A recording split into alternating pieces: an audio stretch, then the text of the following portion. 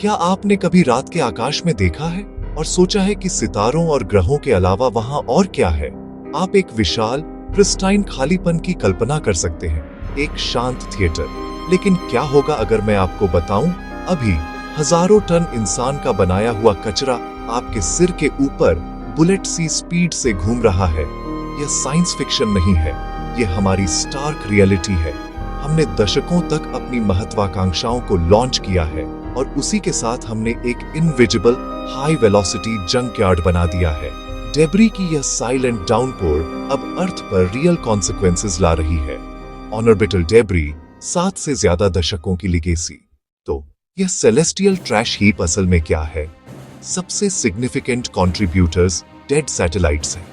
हर साल हम communication, scientific research और नेशनल सिक्योरिटी के लिए सैकड़ों सैटेलाइट्स लॉन्च करते हैं।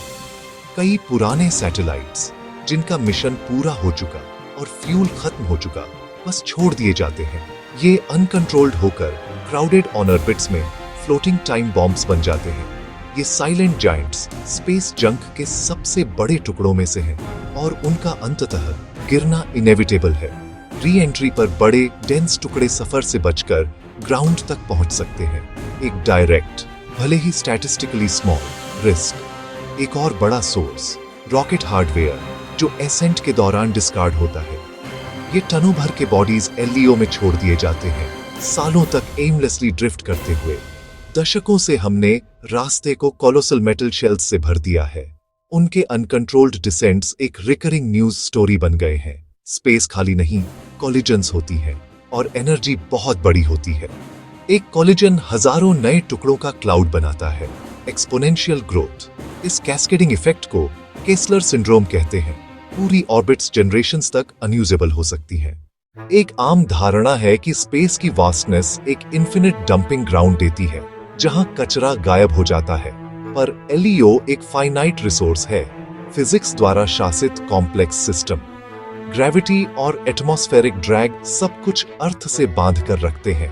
ऑर्बिटल पाथ्स स्थायी नहीं होते। ये सोच कि लॉन्च करके भूल जाओ, इसी मिथ ने क्राइसिस को जन्म दिया।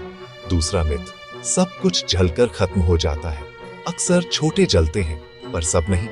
बड़े रॉबस्ट टुकड़े, डेंस हीट रेजिस्टेंट मटेरियल्स जैसे titanium, stainless steel, fuel tanks, engine components बच सकते हैं।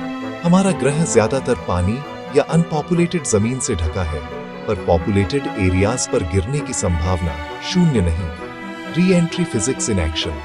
वैक्यूम से अपर एटमॉस्फेयर, एयर मॉलिक्यूल्स से टकराव, तीव्र गर्मी। ऑब्जेक्ट एक मीटियोर की तरह चमकता, एक man made shooting star.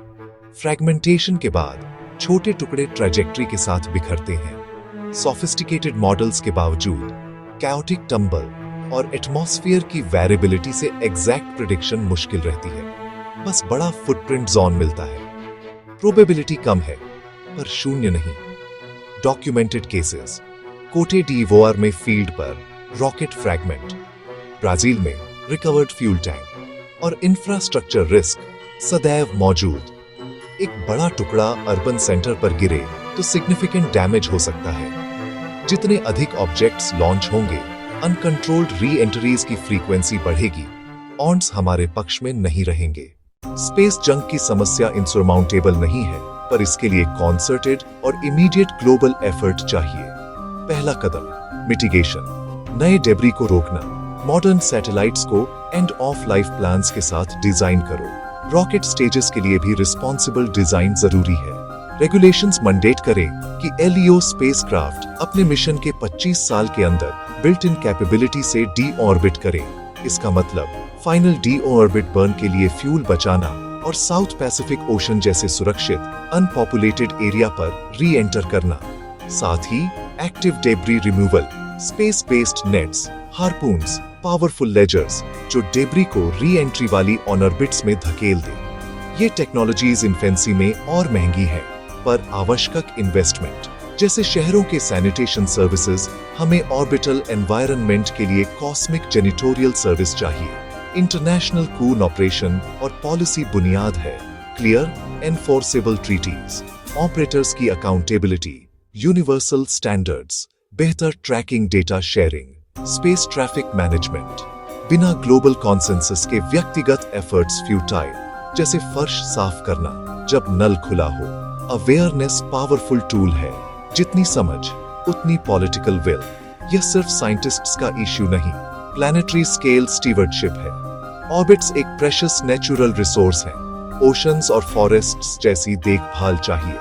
Sky असीमित नहीं, यह हमारे घर का फ्रेजाइल हिस्सा है। इसे बचाना शेयर्ड रिस्पॉन्सिबिलिटी है, ताकि हमारी यात्रा टू द स्टार्स हमारे ही बनाए केज में फंसकर खत्म न हो।